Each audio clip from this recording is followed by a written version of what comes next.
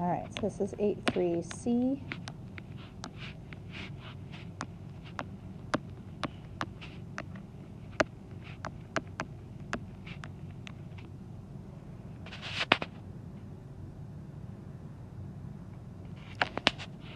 All right, so the main idea is that the accumulation or summation, if you want to use good mathematical terms, of surface area will result in volume.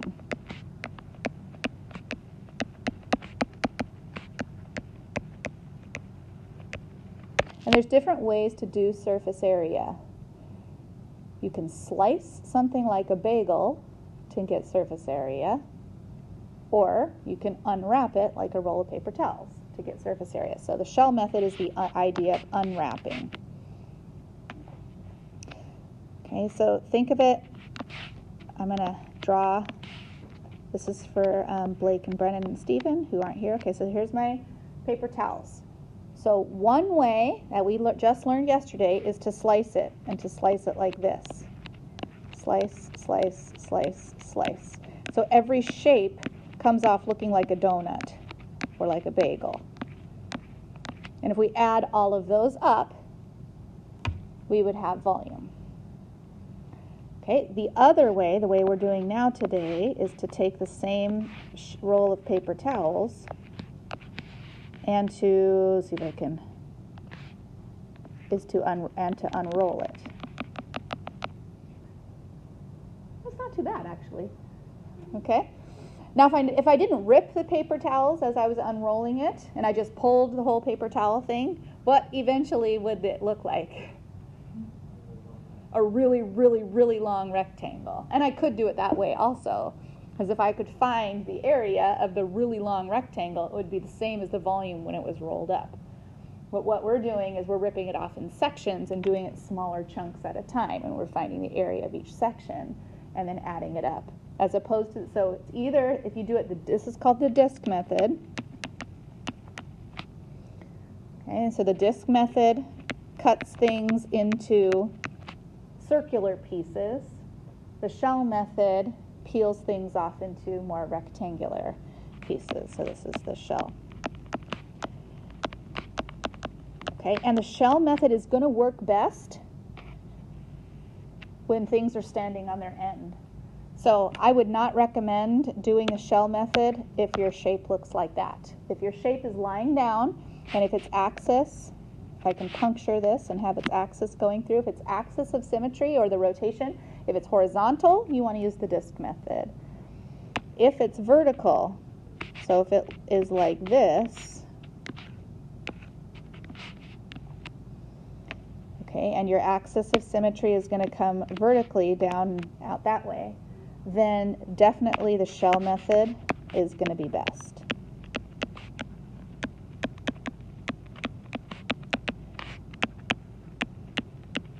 And so they will design the questions in such a way for you to have a nice vertical axis. And the shell method is best, but you have to use x bounds and x variables. That's why I don't really recommend doing the shell method for a horizontal, because if you tried to use the shell method in this version, if you tried, it's possible, it's just harder. You would have to use y bounds and y variables, and that's just usually is messy. So if we can, we like to be using x only. And so that's why you use the disc method for the horizontal axis, because then you get to use x bounds and x variables. And when you flip it horizontal to a vertical one, then you switch to the shell method, so you can still use x bounds and x variables. It's really your choice. Do you want to stick with a type of bound? Like if you want to stick to the x bounds and x variables, then you're going to have to switch your method. If you want to stick to a method, then you're going to have to switch your bounds and variables. So if you just want to, I'm going to do disk method all the time. Just like yesterday's homework, I'm just going to do disk method all the time. Then you have to switch your variables like you did in your homework. If you want to always work with X, then you just have to switch your methods. So it's really going to, on the AP exam, it's really up to you what you want to do. If you want to, usually it's pretty clear in the problem that one kind of variable is going to be easier than the other, and so then that sort of leads you to the method that you would use. All right, here's how shell method works. Okay, to find the volume in the shell method, you're going to add up all of those rectangular pieces that we tear off.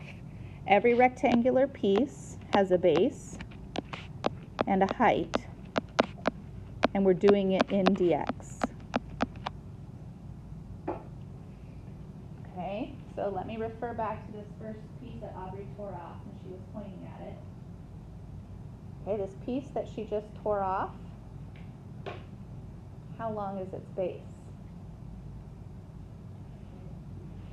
Okay, assume, this is not a very good example. Let me try and get one that goes all the way. I'm going to do a double. Okay, goes almost all the way around. Okay, how long is its base? Not perimeter, different word, circumference. Okay, so the base is the same as the circumference is right now. But the next shell, the next layer you peel off, will it have the same circumference? It's going to be slightly smaller, right? And then each shell you peel off is circumference. What about the height, though, of every shell?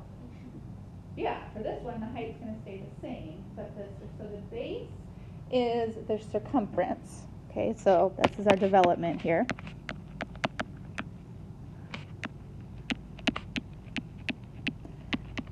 Times the height.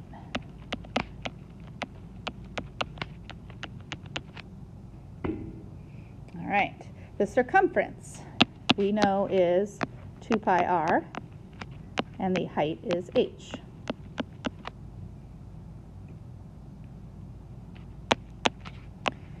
In terms of x,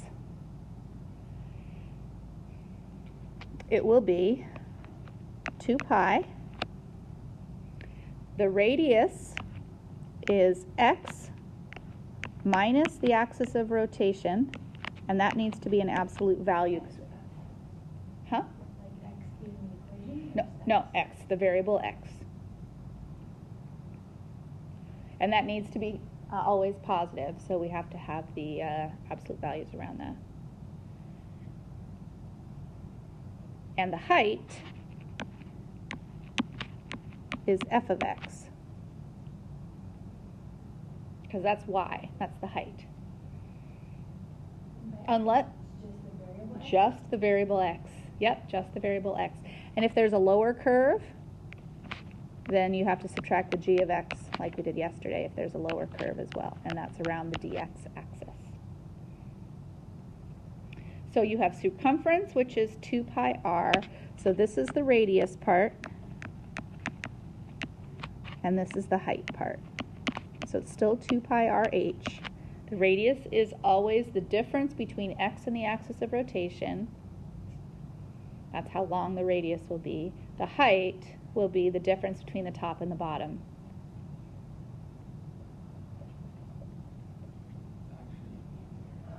I think it's easier as well. If you're rotating around a vertical axis and you're in x. Yep. Okay, so let's try one.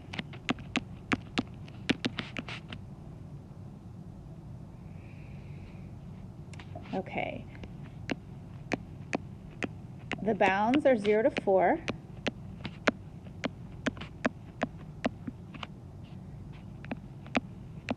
For y equals rad x and y equals 0. Rotate around, x is 6. So it's a vertical axis. So it's going to be set up really nicely. So I'm going to leave my shells formula right there. I'm going to think about the picture here. So I've got the square root of x going up to the number 4. So I've got 0 to 4, square root of x, and the x-axis. So there's my region. I'm rotating it around the axis of 6. So there's my 6. And when I rotate it, it's going to look like that. And the rotation would be from 8 to 12.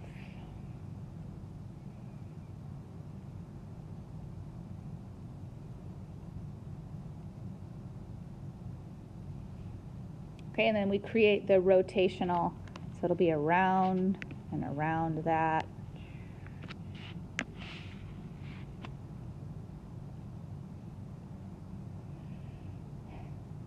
So you certainly, by all means, could do this in discs, which was yesterday. By 100%, you could totally do it that way. Looks like a UFO or something to me. I don't know. But I'd like to have us set it up with shells. So to set this up with shells, we're going to have the integral will be from 0 to 4 because we get to stay in our x bounds. The circumference is going to be 2 pi times the radius, which is going to be x minus 6. Now from 0 to 4, if all of the x's are from 0 to 4, like 0, 1, 2, 3, 4, what happens when you subtract 6? Are you going to get a positive or negative number? You're going to get a negative number, right? And so you want to make sure that you have protected yourself and you have the absolute value on that. We can just flip it, right? Yeah, we're going to do when we take the absolute value off, for sure. Okay, and then our height is the square root, the function, which is the square root of x, and then the lower function was 0. And now that's set up as, and that is the shells method. So to clean that up, I'm going to pull the 2 pi out to the front. I'll have 0 to 4. Since what's in the absolute value right now is negative because the bounds are 0 to 4, I can switch the order and drop the absolute value bars. That will guarantee positivity to me. So you want to either want to have it be x minus 6 or 6 minus x, depending on if it was going to be a positive or negative, and then square root x, and then dx. And that's not hard to integrate. If you distribute your rad x, you can integrate that pretty easily. Just for giggles, let's pretend like we were doing it the other way for discs, just to practice. So if I'm going to do discs, what will my bounds have to be? I'd have to do 0 to 2. And then I would have pi times. All right, now I need to have my equation changed into y terms. No, it'll be y squared minus the axis of rotation, which was 6. And that would be squared. Minus, not 0, okay, minus 4, because when you do it this way, these are your two bounds, two edges that you're looking at. And so 4 minus 6 squared, that whole thing, dy. So really, you have your choice. Both answers will be exactly the same. It's just a matter of which one you want to integrate, which one you like better. Maybe you don't like the square roots for x's, and so you don't want to do that.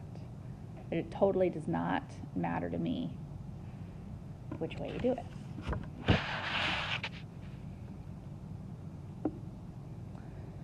Any questions so far? Okay, let's try another one.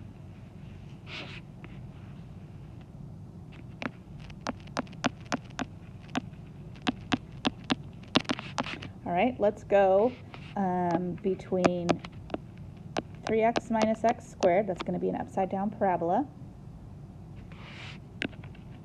Half x, that's going to be a line. And let's go on our x bounds on our interval 0 to 5 over 2. And let's rotate around the vertical line, x equals negative 2.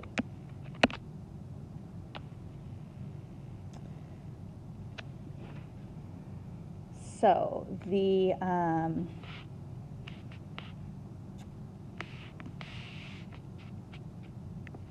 parabola looks like this,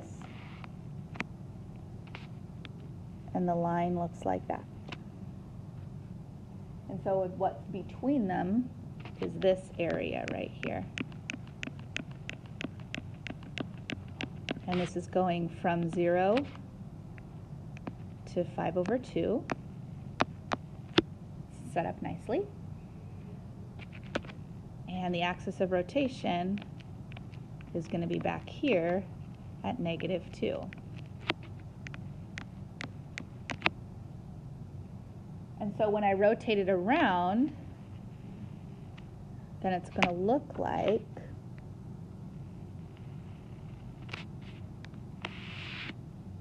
that.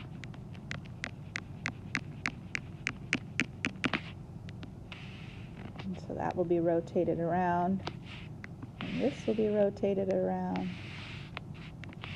so will that.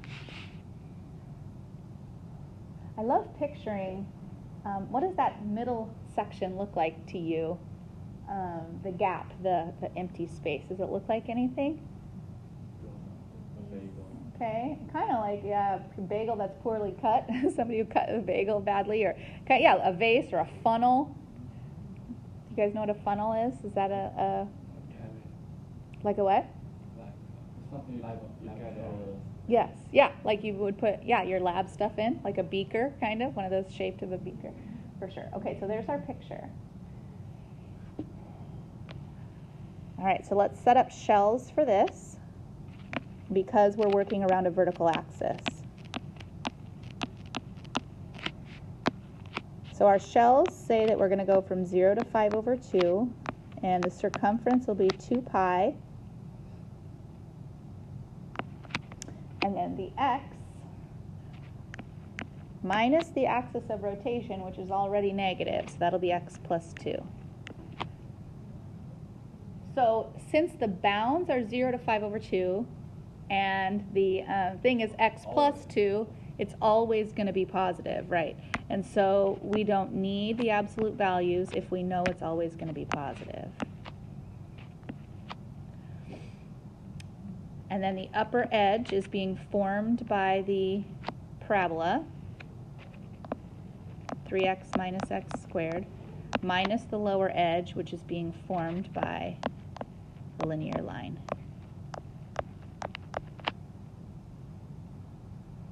And that's set up for shells. You can pull the 2 pi to the front, you can superfoil the rest of it, and then you can work on figuring out the antiderivative, which would give you the volume. If you tried to do discs for this, it does not work at all. It's terrible. The first problem is this parabola. If you set that up in discs, what would you have to do to that to do discs? Wouldn't you have to get x by itself? Okay, the only way to get x by itself there is to solve with a quadratic formula. And so then you would have this plus or minus and this square root, and it's awful. Okay, or I guess you could complete the square technically, but then you're still going to have a plus or minus square root. So I have no idea if you had to do it. yeah. I should probably learn. How to separate it. And so I would really not enjoy that at all. Actually, like for Calc AB semester in January, I tried treatment, given this problem for a teacher. You're mean. Here, Aubrey, let's take a look at that a second. It's definitely possible. So if it's y equals 3x minus x squared, I would probably encourage you to write that as negative x squared plus 3x. okay? Then I'd divide by the negative to get rid of it. So I'd have negative y equals x squared minus 3x. Okay, I would probably complete the square. Do you remember how to do that? Close. You have to take half of 3 and then square that to add it. So it would be plus 9/4, not plus 9. You take half of the middle term. So you'd add 9/4 on both sides. So we have 9/4 minus y. And the purpose of making a perfect square is to have the x minus 3/2 quantity squared. All right, so now remember, the point is we're trying to get x by itself. So what would you do next to get x by itself? Do a plus or minus square root of 9/4 minus y. That would be x minus 3/2. And then you add 3/2 to both sides. So x is 3/2 plus or minus the square root of 9/4 minus y. And that's what you would get to plug into your integral.